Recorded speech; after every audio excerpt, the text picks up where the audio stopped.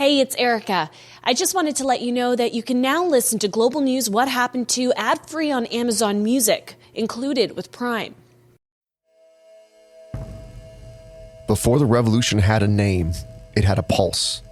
It was winter in Tehran, and the city hummed with traffic as the neon from storefronts glowed and cranes clawed at the skyline. Oil money had remade the capital. It was modern, fast, and unrecognizable to the previous generation. But underneath the engines and ambition, there is something else. Tension. Everything felt in motion. This was supposed to be the prize of progress. The Shah said Iran was becoming modern, strong, untouchable. But at what cost? He had centralized power and expanded the security state. His intelligence service monitored, imprisoned, and tortured dissidents. And then the whispers started. You'd hear a name said quietly, like it mattered who was listening. He wasn't even in the country because he had been exiled years earlier, but somehow he was everywhere. On tapes, in mosques, in conversations that stopped when someone walked in. Among students, merchants, clerics, and all of those who agree on almost nothing, except they agree on this. The Shah must go.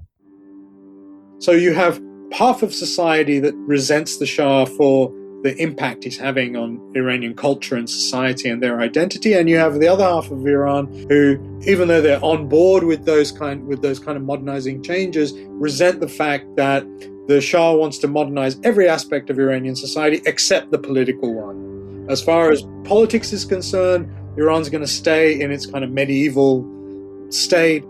This is the way in which the Shah basically ends up alienating everyone. He alienates everyone in society. I'm David Borys. I'm a military historian, and this is Hostile History, a podcast where we go inside defining conflicts and rebellions.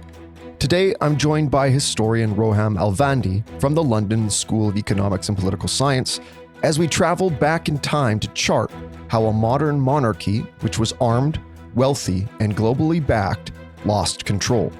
This is Iran, Oil, Power, and Protest, Part 1, in the shadow of the Shah. Iran is a nation with a vast, epic history, and today, it dominates the headlines. But whether you hear about protests in Tehran, negotiations over nuclear programs, or even oil prices in the Hormuz, those issues are not just contemporary events. They can be traced back to a story that began long ago. So let's start there. The first thing to understand about Iran is that it's a very unusual country in the post-colonial kind of global south, because it's not a post-colonial country. Iran was one of a handful of countries in Asia that were never colonized by Britain or France. It was itself an empire that basically went through the process of transition from an empire to a nation state. So think of it in similar terms to, say, Turkey or China or Japan. It has a lot more in common with those countries in terms of its historical trajectory than it does with many of its neighbors in the Middle East. And that really impacts how Iranians see themselves and their place in the world. That's Roham Alvandi. He is an associate professor at the London School of Economics and has written extensively on Iran's modern history and the history of U.S.-Iranian relations. He has worked for the UN and even was a visiting professor at the University of Tehran. He said that even though the country never lost its independence, at least on paper, it basically experienced a long period of historical decline.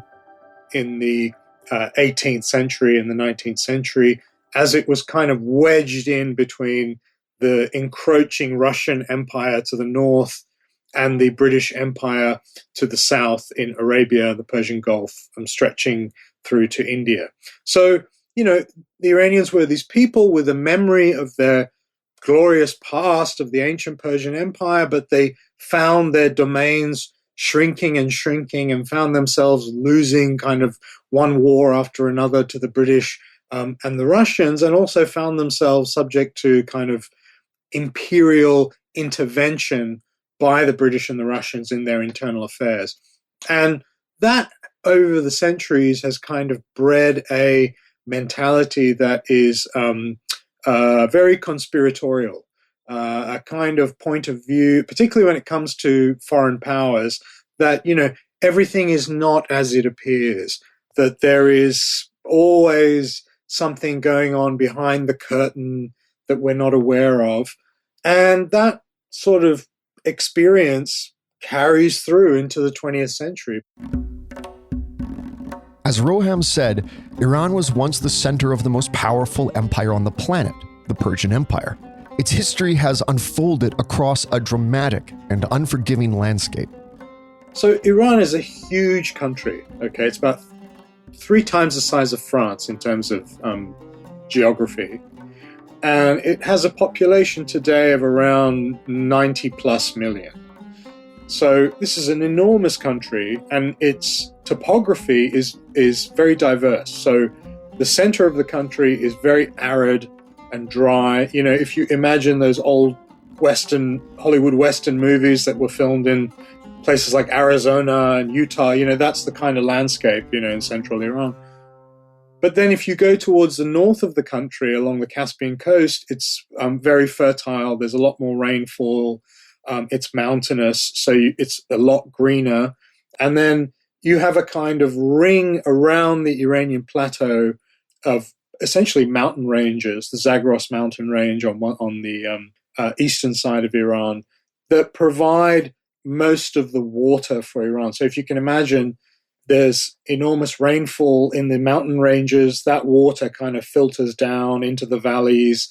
And over the centuries, the Iranians developed these really sophisticated irrigation networks to basically be able to farm and have agriculture. So the main issue in Iran basically is water, the absence of water and the precious scarcity of water, and also a very, very arid and mountainous sort of topography, which makes it very difficult actually to historically to have a central government that could control the whole country.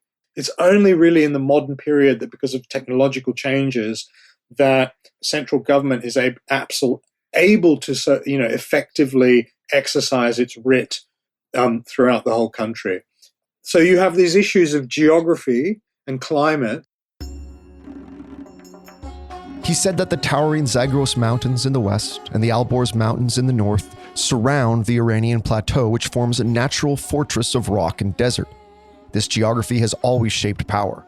Within it lie vast salt wastes like the Dasht-e Kavir and the Dasht-e Lut, isolating communities yet fostering resilience. From these harsh conditions emerged one of the world's earliest civilizations. Ancient peoples settled along mountain foothills and fertile valleys, eventually giving rise to empires like the Achaemenids, who forged a vast imperial network stretching from Egypt to India. The geography protected it, but also funneled invasions through narrow corridors, bringing Greeks, Arabs, Mongols, and many others into its orbit. The spread of Islam in the 7th century transformed its religious and cultural identity, while Persian language and traditions endured and radiated across the region. Roham Alvandi said that Iran was never merely conquered. It absorbed and reshaped influences into something uniquely its own. Those 90 million Iranian people are fairly diverse. About 52% of them are Persian speaking, so Persian is their first language. But you have significant populations for whom Persian is their second language. They might be primarily Azeris, who speak a Turkic language. They might be Kurds. They might be Baluchis. They might, so they are all, I think the thing that kind of homogenizes Iran to some extent is that about 95% of Iranians are Shia Muslims. So that plays a big role in kind of unifying the country. And I think also there is a sense of Iranianness, of a high Iranian high culture that really transcends kind of ethnicity in Iran. particularly in sort of urban areas and amongst the kind of Iranian middle class, regardless of their ethnicity or religion, and so on. It's something like, if you can imagine the role that, say, Greek culture played in the ancient world, or sort of Greek and Latin culture played in medieval Europe. There is this sense of Iranianness that's not really rooted in race or ethnicity or anything like that. It's rooted in culture that has kind of survived and adapted over the centuries, regardless of what's happened sort of politically in the country. Dynasties have come and gone, and conquerors have invaded and been conquered, and but that memory of and that sort of understanding of Iranian culture has survived and is really the basis for Iranian nationalism that is very, very strong.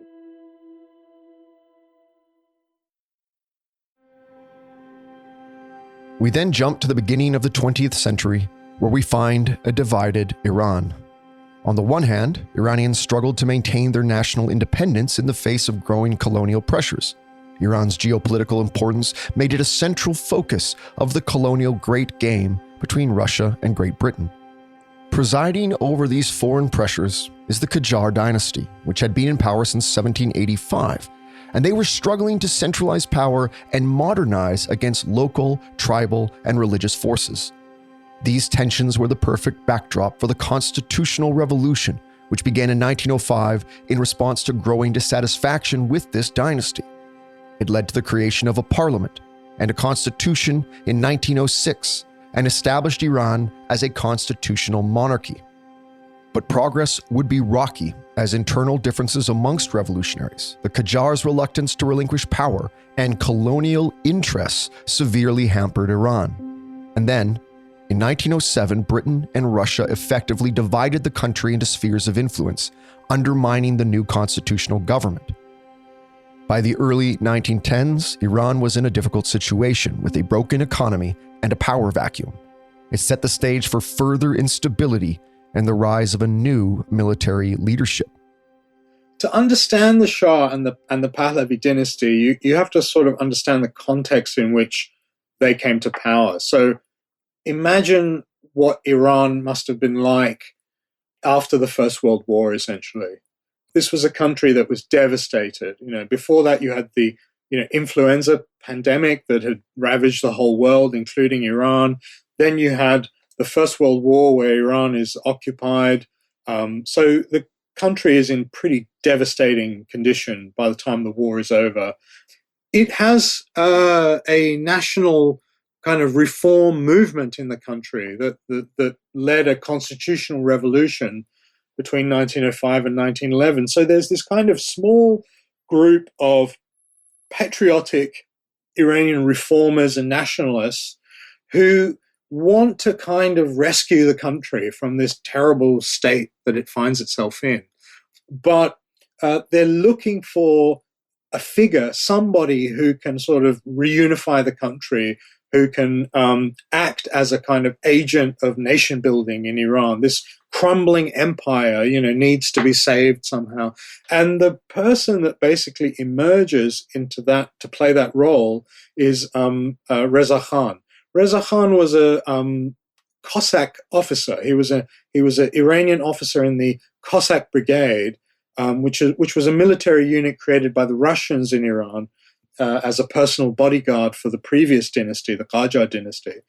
And he was a formidable officer. I mean, he was this kind of, Napoleon-type figure who rides into Iranian history and manages to essentially carry out a bloodless military coup in 1921 with a sort of nod and a wink from the British as well, who were, only too happy for somebody to come along and put this country in order because they didn't want to have to occupy Iran or govern Iran.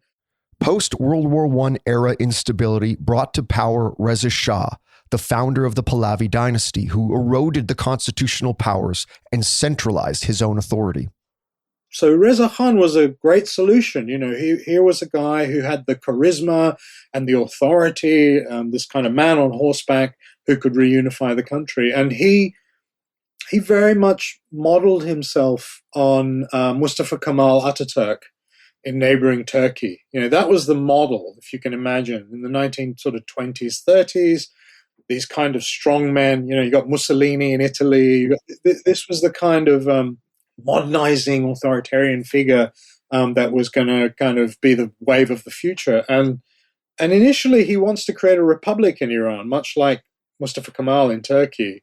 But the Shia clergy in Iran, the Muslim clerics, talk him out of it because they associate a republic with secularism, much like as in Turkey.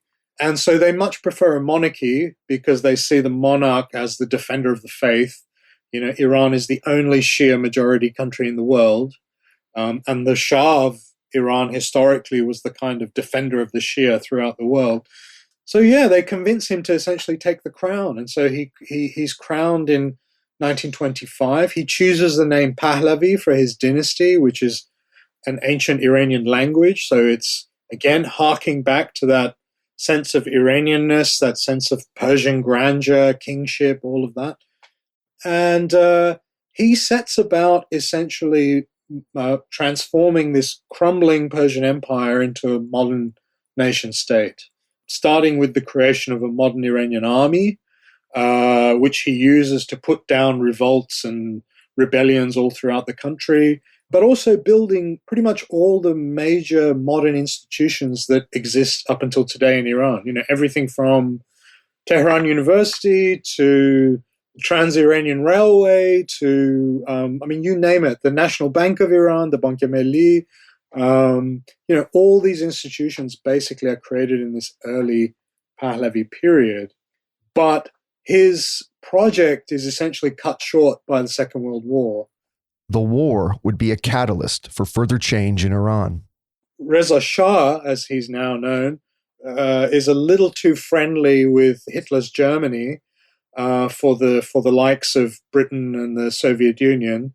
Iran is neutral, but as you can imagine, from an Iranian point of view, a German victory in the Second World War would not necessarily be a bad thing. If the British Empire and the Soviet Union, who are the two big imperial powers close to Iran's borders, if they're defeated, and the distant country, Germany, which has no colonial interests in the Middle East or no colonies or possessions in the Middle East, if they're victorious, it's not necessarily a bad thing from an Iranian point of view. So, because of these kind of German sympathies, Britain and the Soviet Union invade Iran and force Reza Shah to abdicate.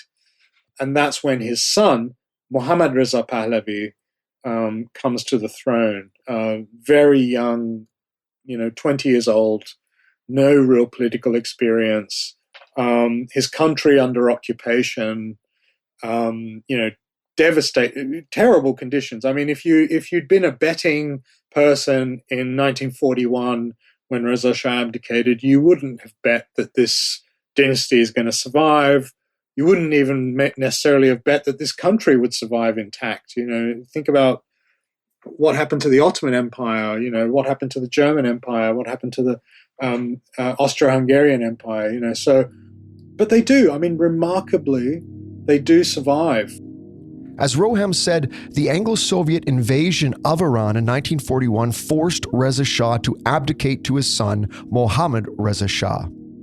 A very astute group of Iranian statesmen play the politics of the Cold War, manage to secure guarantees from the United States that these occupying powers will leave Iran after the end of the war. And pretty much by the skin of their teeth, they managed to survive the Second World War, intact. But they had to contend with and convince him to, essentially withdraw the Red Army from northern Iran, thanks to very strong support from President Truman. So this is the situation that basically the Shah, Mohammad Reza Pahlavi, inherits. But wartime occupation had weakened central authority and fueled nationalist sentiment. and the constitutionalists began to claw back power against the authoritative Shah. So Iran has to build a very strong military force and has to work on essentially strengthening and unifying itself so that it can resist the inevitable pressure that it's going to be under, given its oil resources, given its strategic location, And he sees essentially the United States as Iran's best ally in that endeavor. Again, the United States is the distant superpower. It's oceans away. It's unlikely that it's going to try and come and colonize Iran, whereas the Soviet Union is right across the border. The British Empire is still intact in the Middle East, right? So the Shah is very much looking to the Americans, and he tries very hard to, he and his various prime ministers try very hard to kind of entice the Americans into Iran. But it's a sort of, there's great reluctance because the Roosevelt administration, the Truman administration, they see Iran and the Middle East largely as a British sphere of influence, so they don't want to tread on the toes of the British. They're also not of this kind of colonial imperial mentality.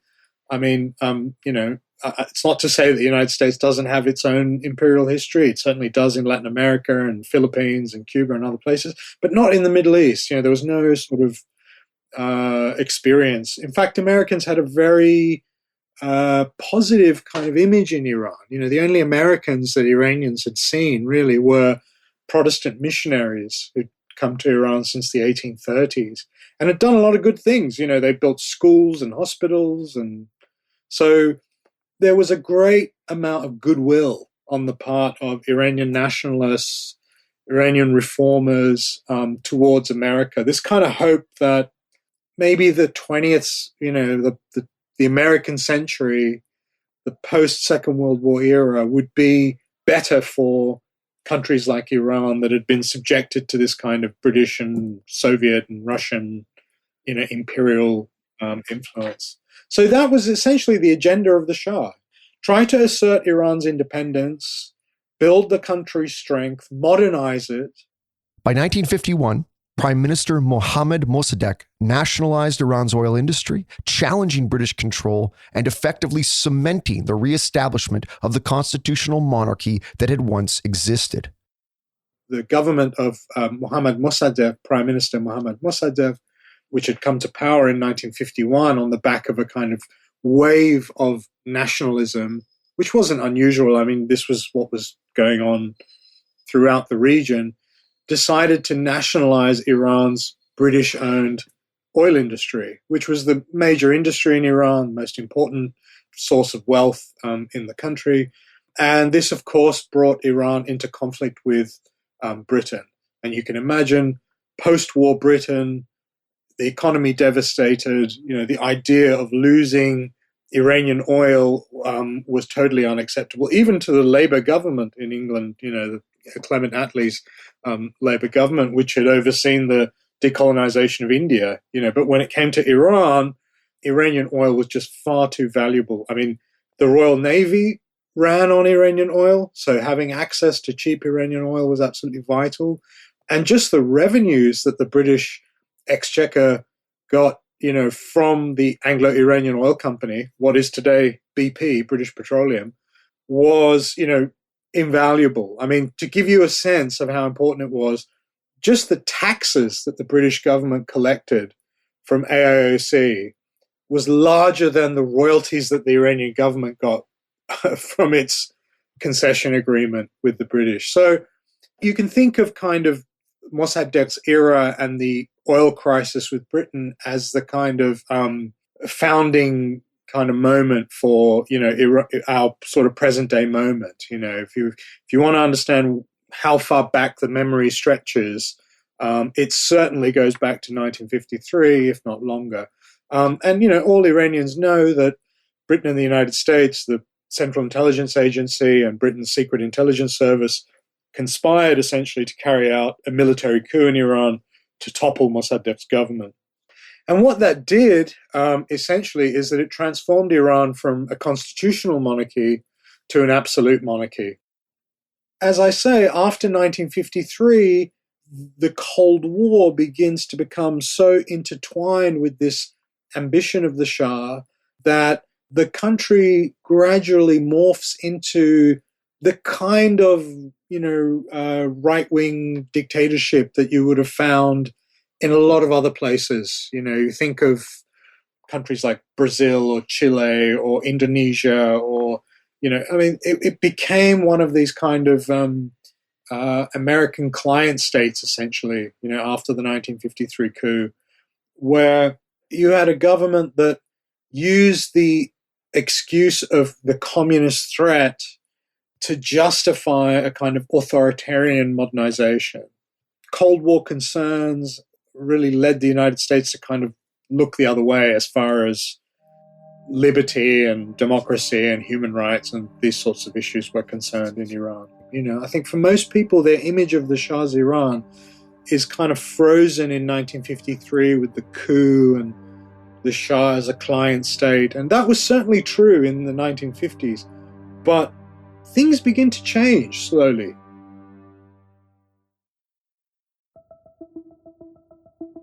As Prime Minister Mossadegh sought to erode the authoritarian rule of the Shah and nationalized oil, which Britain and the US relied on, he became a major threat to both powers. In 1953, a US and British-backed coup overthrew the Prime Minister and strengthened the autocratic rule of the Shah, which continued to become more and more autocratic into the 60s and 70s. If you think of the 1960s, globally, it is this era of counterculture, particularly because of the Vietnam War, opposition to the Vietnam War. You have the rise of the New Left all over the world, including in the West itself.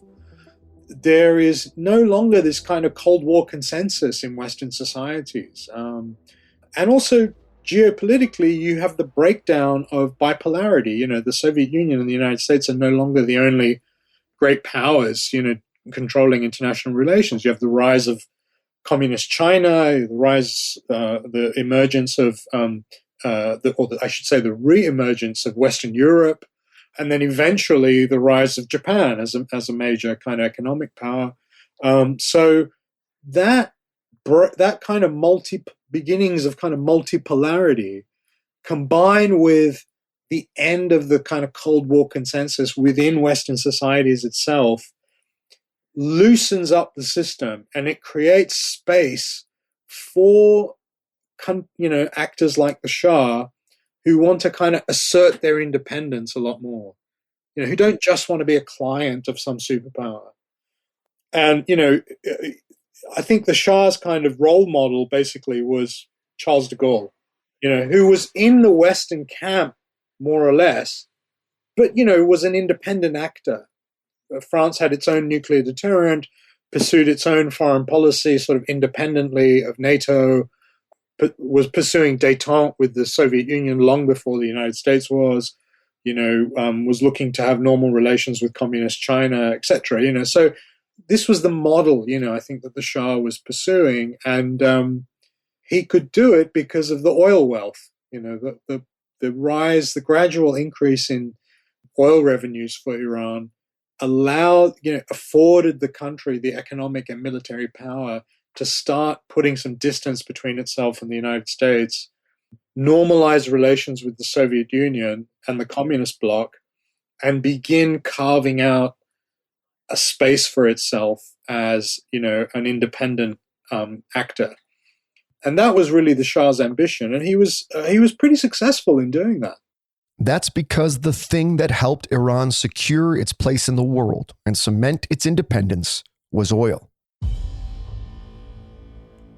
Oil is always key to understanding Iran because it has seen dynasties rise and fall, and out of the ashes, a modern nation state was formed. A nation state of people who are proud of their culture, their heritage, and their identity. Oil is the linchpin to Iran being allied with the United States until it wasn't. By the time you get to the 1970s, Iran is a fairly formidable actor in its own right in international relations. It's one of the price hawks in OPEC. It's playing a key role in driving up oil prices. It has good relations with both the communist bloc, the West, and also with the newly emerging kind of global South. Iran is one of the co-sponsors in 1974 of what's called the New International Economic Order, which was basically the precursor to the whole kind of Group of 77 and the whole sort of third worldist movement. It's carving out a position that's far more independent from the United States on all kinds of issues: Arab-Israeli conflict, nuclear proliferation, human rights. So, yeah, I mean, that was the kind of trajectory that Iran was on in that decade. But underneath that, and what really wasn't very visible to anyone outside of Iran was the social pressure that was building. Many Iranians came to associate the monarchy with foreign interference and lost sovereignty. By the early 1960s, the Shah had pushed for a sweeping program of reforms, including land redistribution, women's suffrage, industrial expansion, and education initiatives. In Iran, you had a society that was deeply divided, essentially along cultural lines, because of the Shah's reforms and modernization efforts. And the sort of traditional Iranian society, which was a predominantly agricultural society and was fairly religiously conservative, felt very alienated by these westernizing and secularizing policies of the Shah that was transforming Iran from a sort of traditional, predominantly rural and religious society into a urban, secular, and very westernized kind of society. So for those people who felt kind of left behind by this process, there was a sense of cultural alienation. The term that became popularized in the 1960s was West toxification. This idea that, Iran had become West toxified, like it was a disease, this kind of illness that had entered into the Iranian body, and this was an idea propounded by an Iranian intellectual called Jalal al-Ahmad. And the idea was that the Shah's modernization efforts were kind of aping of the West, a kind of poor imitation of the West, and that they'd come at the expense of Iranian identity and the kind of soul of Iran. And so that's one aspect of it, is this kind of backlash against this massive social and cultural shift, and that takes the form of a kind of romanticization of Iran's Islamic identity, and people like Ayatollah Khomeini, but also lots of other intellectuals, Ali Shariati, many others, who kind of talk about this return to some kind of authentic Iranian self, which is grounded in Shia Islam. Of course, nobody knows precisely what that means. They basically invent it. It's an invented concept.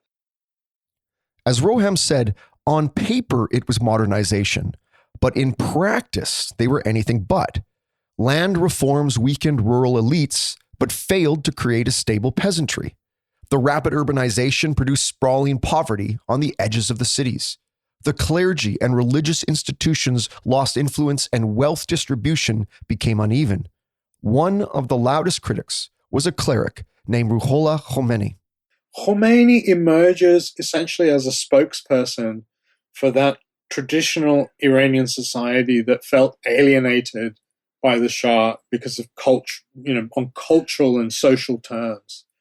He emerges in 1963 as one of the most vocal opponents of what the Shah called his white revolution of reforms, which included land reform, literacy programs, the enfranchisement of women. Khomeini was against all of this. He thought the idea of redistributing land was, un-Islamic. This sounds like communism, basically. Ownership is sacred in Islamic law. He thought the idea of giving women the vote was horrendous. This was the equivalent of turning Iranian women into harlots and worse. So, he becomes this kind of militant opponent of the Shah, and he's exiled in 1964. He lives for a while in Turkey, and then eventually ends up in Iraq, where there is a major Shia seminary in Najaf in Iraq, and he teaches there in Najaf, and is this kind of irritant for the Shah throughout the 1960s and 70s, constantly issuing denunciations from his exile. But his popularity begins to grow in Iran in the 1970s as the opposition to the Shah becomes more and more radical. More and more Iranians are even those who are not particularly religious, are kind of attracted to Khomeini as this kind of implacable foe of the Shah, whose black and white vision of the world stands in kind of stark contrast to the Shah's rather compromised image. Iran continued to appear outwardly strong and flush with oil revenue as the Shah showcased his ambitious development projects and claimed to be the king of kings while celebrating 2,500 years of Persian monarchy with extravagant ceremonies. Mohammad Reza Pahlavi, who was a young monarch who was actually pretty popular in Iran in the 1940s and 1950s, was transformed from really a kind of symbolic head of state into an absolute ruler who really kind of administered the day-to-day politics of Iran. And as the Cold War progressed, with the support of the United States, he essentially concentrated more and more and more power in his own hands. And basically Iran's place in that world of the 1950s, 60s, and 70s was as a oil-producing ally of the West, of the United States, that shared a 1,500 kilometer border with the Soviet Union. So it was a frontline state in the Cold War. And on the surface, it appeared to be a very successful, modernizing, stable country. And in many ways it was, because the Shah was carrying out a pretty ambitious modernization program, reform program, that benefited many Iranians, particularly the sort of urban Iranian middle class. The Iranian women saw their lives completely transformed, under the Shah's reign. Within a generation, women went from being sort of largely illiterate, pretty much confined to roles in the home, to being university educated and entering the workforce and, having economic independence. And so this was these were huge changes in Iranian society. But, as you can imagine, when you have changes of that magnitude, changes that are really impacting society, it's going to create massive political upheaval. The Shah's power came at a great cost. Political opposition had been crushed.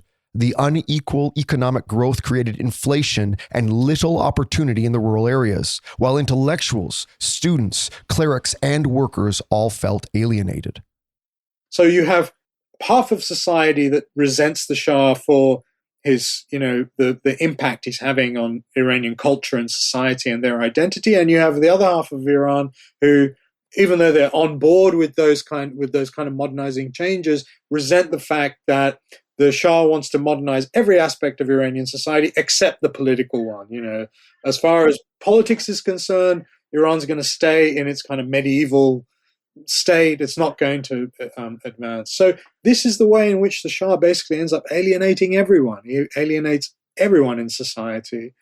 And that all comes to a head in the late 1970s, because in that moment of the late 70s, you have an American president, Jimmy Carter, who comes to office on a foreign basis of, putting human rights at the center of American foreign policy. And so the Shah, worried that he's going to alienate the United States, begins to carry out a liberalization policy in Iran, slightly loosening controls in order to satisfy the Americans and get ahead of this kind of chorus of criticism of his human rights record in the United States and throughout the world. But what that does is it unleashes all of these forces. All this pent-up anger and frustration suddenly begins to blow. The regime's legitimacy had eroded from multiple directions at once. From the secular left to the religious right, what united them was not ideology, but the rejection of autocracy, inequality, and foreign influence. And by 1978, the scene was set. The powder keg was ready to ignite, because what happened next would have a ripple effect that is still being felt to this day.